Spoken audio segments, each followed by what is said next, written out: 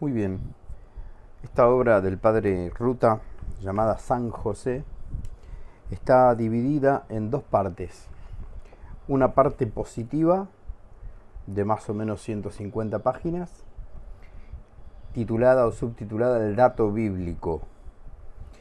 Y una segunda parte que es una elaboración teológica, es decir, un discurso filosófico teológico de la teología josefina. En el dato bíblico, el padre Ruta lo primero que encara es lo mínimo que se puede hacer de un personaje, que es indagar su nombre, el nombre de José en la Biblia. Para ello parte de un pasaje del libro del Génesis, capítulo 30, en donde se habla del oprobio de Raquel, cómo Yahvé ha quitado el oprobio de Raquel al añadirle otro hijo.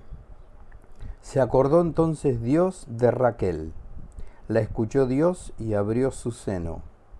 Concibió pues y dio a luz a un niño. Dijo ella: ha quitado mi oprobio.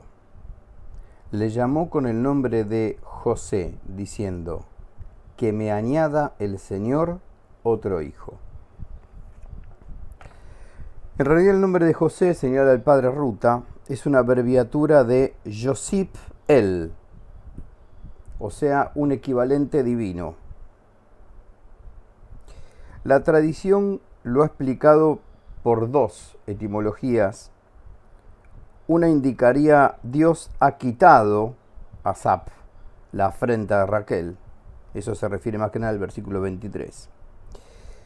Y la otra, se interpretaría la otra etimología, que Dios añada, Yosip, otro hijo. Haría más hincapié en el versículo 24. La explicación es complementaria y correcta. Y en realidad señala el padre Ruta que no puede haber sido señalando a un héroe o un dios, ni mucho menos a un grupo, ni a un pueblo, sino que fue impuesto concretamente a un niño en el momento que ha nacido. Después, por extensión, llegará a designar un grupo de tribus, la casa de José o el reino del norte, y alguna vez a todo Israel. Inmediatamente después, el padre Ruta va a estudiar positivamente el nombre de José, la figura de San José a través de su nombre, en vaticinios del Antiguo Testamento y en vaticinios de los hagiógrafos del Nuevo Testamento. Respecto a los vaticinios en el Antiguo Testamento de San José, el padre Ruta va a analizarlo en dos sentidos, en un sentido típico y en un sentido consecuente y formal. Sentido típico, señala el padre, es aquel en el que las personas, hechos o palabras del Antiguo Testamento anuncian, prefiguran realidades futuras que generalmente se desarrollarán en el Nuevo Testamento. Así se genera, en este sentido típico, un paralelismo que puede existir entre José como virrey de Egipto y San José, esposo de María. El padre Ruta señala documentación realmente digna de atención de los papas Pío IX en 1870 y del Papa León XIII. Vamos a leer los fragmentos de ambos, citados en el libro San José del padre Ruta. Vamos al de Pío IX. Cita el padre: el documento de la Sagrada Congregación de Ritos aprobado por el Papa Pío IX el día 8 de diciembre de 1870, proclamando a San José patrono universal de la Iglesia, dice: de modo parecido a como Dios puso al frente de toda la tierra de Egipto a aquel José, hijo del patriarca Jacob, a fin de que guardase el trigo para el pueblo, así, al venir la plenitud de los tiempos, cuando iba a enviar a la tierra a su Hijo unigénito Salvador del mundo, escogió a otro José, del cual el primero fue Tipo, a quien hizo como cabeza de su casa y de su posesión, y eligió como custodio de sus tesoros principales. El padre Ruta nos señala que este paralelo entre José de Egipto y nuestro San José está ausente en los padres más antiguos, quienes consideraban de preferencia al hijo de Jacob como tipo más bien de Cristo que de José. Pero se encuentra este paralelismo que está buscando el sentido típico en alguna literatura eclesiástica medieval. En León XIII se puede admitir con insistencia esta relación de tipo y antitipo entre los dos Josés bíblicos. Señala el padre Ruta, así León XIII escribe: estaba afianzada la opinión en no pocos padres de la Iglesia, concordando en ello la Sagrada Liturgia, que aquel antiguo José, nacido del patriarca Jacob, había esbozado la persona y los destinos de este nuestro José, y que había mostrado con su esplendor la magnitud del futuro custodio de la Sagrada Familia. Eso se puede leer en la encíclica Quamavam Pluries de León XIII del 15 de agosto de 1889. Por otro lado, Pío XII, al instruir la fiesta de San José Obrero, aplicaba a José las palabras que el Génesis 41:55 dice del antiguo patriarca: id a José. Escribe el padre: esta comparación se halla ya en San Bernardo. Y dice San Bernardo: acuérdate de aquel gran patriarca vendido en otro tiempo a Egipto, y reconocerás que éste no solo tuvo su mismo nombre, sino su castidad, su inocencia y su gracia. Sigue San Bernardo: aquel José, vendido por la envidia de sus hermanos y llevado a Egipto, prefiguró la venida de Cristo. Este José, huyendo de la envidia de Herodes, llevó a Cristo a la tierra de Egipto. Aquel, guardando fidelidad a su Señor, no quiso consentir a su señora. Este, reconociendo virgen a su señora, madre de su Señor, la guardó fidelísimamente, conservándola él mismo en toda castidad. A aquel le fue dada la inteligencia de los misterios de los sueños. Este mereció ser sabedor y participante de los misterios soberanos. Aquel reservó trigo no para sí, sino para todo el pueblo. Este recibió el pan vivo del cielo para guardarlo para sí y para todo el mundo. Esta maravilla la cita entonces el padre Ruta de San Bernardo, tomada de la homilía 2 sobre Missus Est.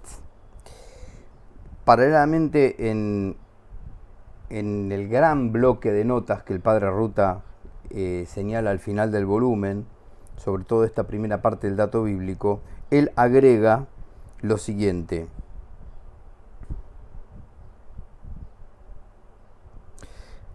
posteriormente, dice el padre Ruta, sobre esta nota de San Bernardo, se retomará esta figuración conjugándola a veces con la de José, hijo de Jacob, figura de Cristo. Así, por ejemplo, escribe San Antonino de Florencia: así el patriarca José, en su venta, encarcelación, liberación y salvación de Egipto, prefiguró a Cristo, pero en la fidelidad, en la castidad y en la revelación de los misterios, en el encargo de procurador, en la conservación del alimento, fue figura de José, esposo de María. Esta cita está sacada de la Summa Moralis, cuarta parte, de Antonino de Florencia. Siempre dentro del marco de los vaticinios de San José en el Antiguo Testamento, ahora el padre Ruta intentará una larga, muy extensa y minuciosa descripción y estudio de vaticinios, pero en un sentido consecuente y formal, para lo cual nos va a explicar brevemente qué es esto. Refiere el padre que por sentido consecuente entendemos a aquel que se deduce por exigencia lógica ineludible de un pasaje bíblico concreto. Dice que se deriva de las palabras bíblicas como la especie se deriva del género, como un individuo se deriva de un grupo, como el efecto de la causa, como la parte del todo. Bien, aquí tenemos una clasificación por momentos interminable en el profundísimo estudio que el padre hace de los vaticinios de San José en el Antiguo Testamento, pero en este sentido consecuente y formal. Él empieza por vaticinios mariológicos y por vaticinios cristológicos, que son los que más va a desarrollar.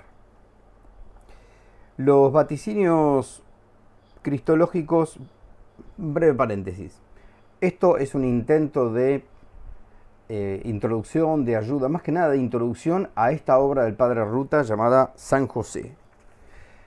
Por supuesto que invitamos a todos a leerla. En la ciudad de La Plata se encuentran varios ejemplares a disposición del lector que los necesite, tanto en la Fundación Santana como en el Instituto de Teología, como en la Biblioteca del Seminario Mayor San José.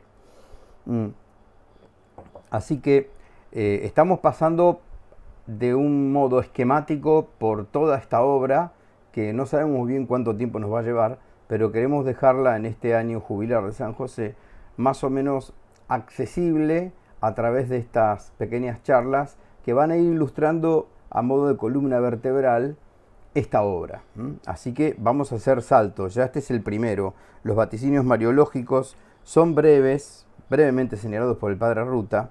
Están en la página 19. Nosotros vamos a seguir con los vaticinios cristológicos que el padre Ruta encara siempre en estas referencias a San José en el Antiguo Testamento.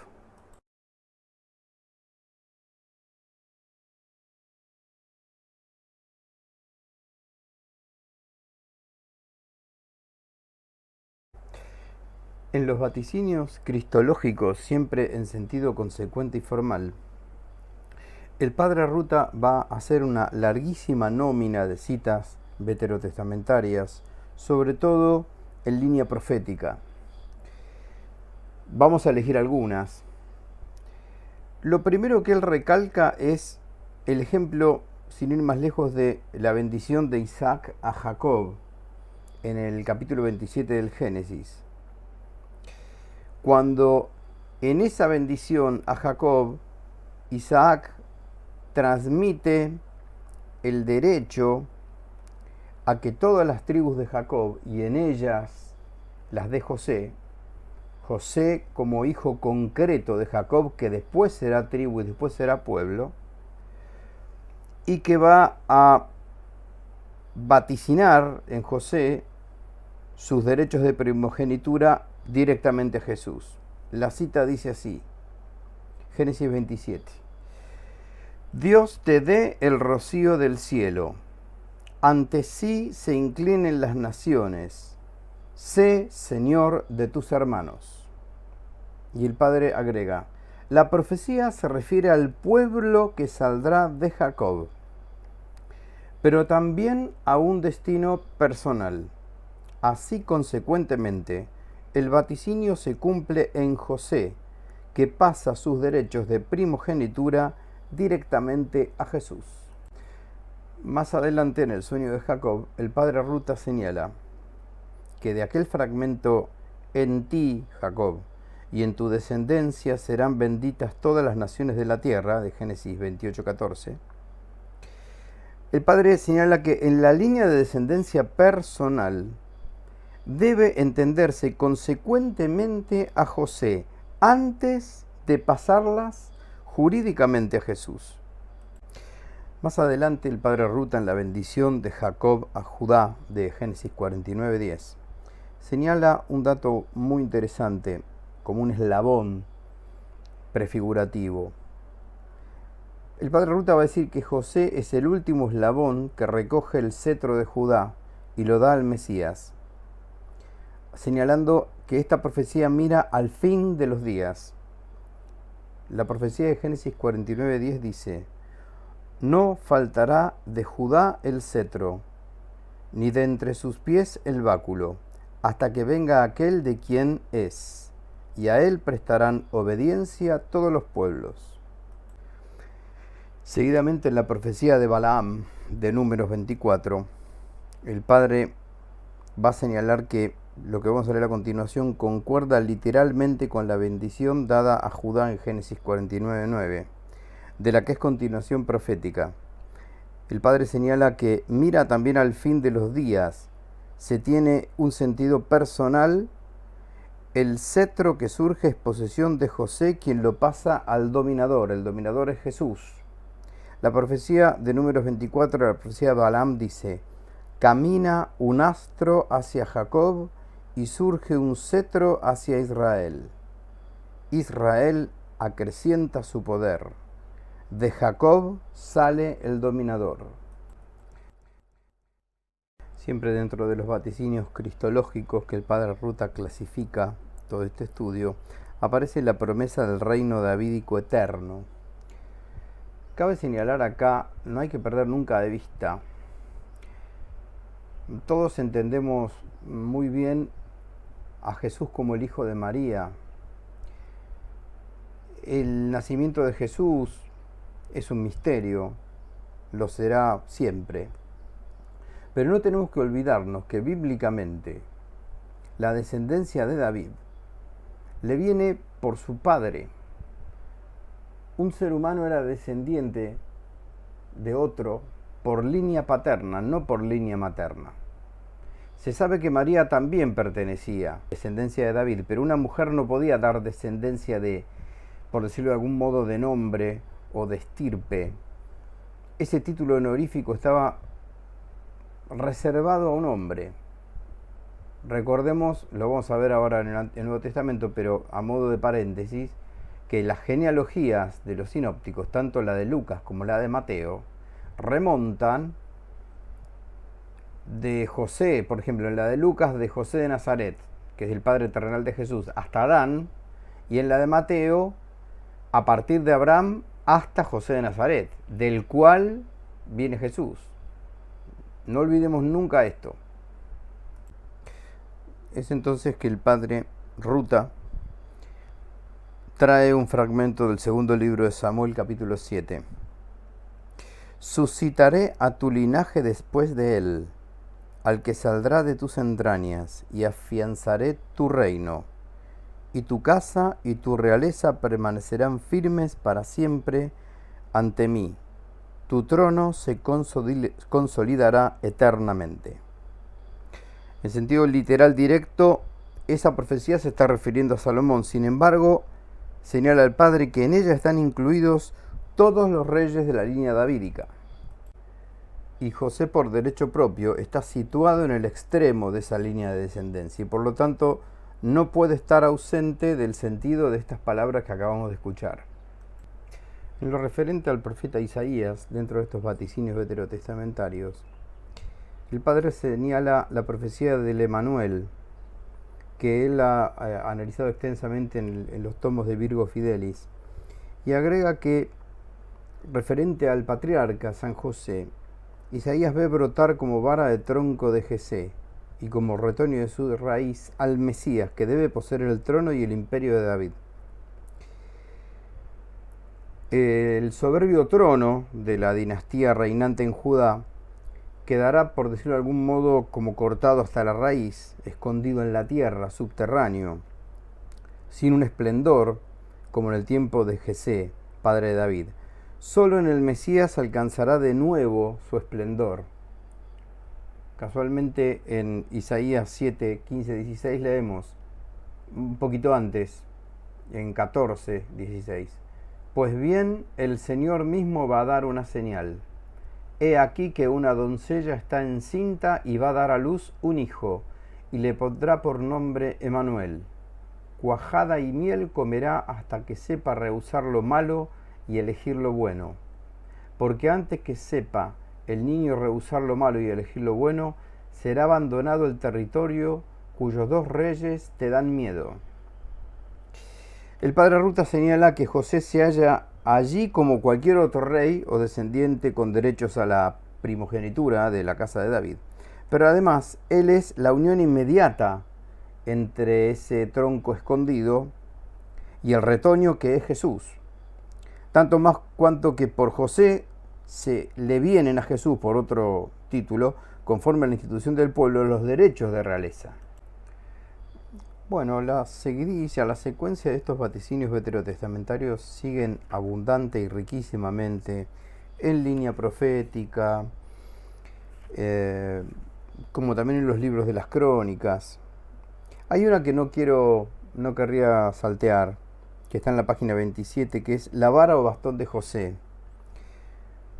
El padre Ruta era un hombre convencido de la dimensión estética, la dimensión poética más que estética de la inteligencia, y cómo esa dimensión poética abría la comprensión intelectual de lo que se quería contemplar y apreciar, ¿no? Él es consciente de que hay una tradición plástica constante en la iconografía de San José, más o menos a fin del siglo IV, y consiste esta en representarlo con un bastón o vara que a veces estaba florecida. Este hecho señala al padre que no tiene una clara formulación bíblica, pero es una atribución clarísima davídica mesiánica de San José, con una fundamentación bíblica, y él la sostiene desde tres aspectos. Las voy a describir rápidamente. El primero es el más sencillo de todos, es el de la posesión de esa vara como peregrino y caminante. El bastón citado a menudo en el Antiguo Testamento se simboliza o expresa la idea y la imagen de José en los viajes que tuvo que realizar con Jesús y con María, Nazaret, Belén, Egipto. El segundo de los aspectos del bastón como rama florida simboliza una elección particular de San José, esposo de María, según las conocidas narraciones de algunos escritos apócrifos, pero en realidad tienen un fundamento, señala el padre, difícil de precisar en su alcance en el Antiguo Testamento. Ahí hay una serie de citas en la página 28 riquísimas, no las voy a citar todas. El padre señala 4 o 5, leo algunas. Dice, Moisés habló a los hijos de Israel y Moisés habló a los hijos de Israel y todos los príncipes trajeron cada uno su vara, 12 varas, una por cada tribu. En medio de ellos estaba la de Aarón. Moisés la puso delante de Yahvé en la tienda del testimonio.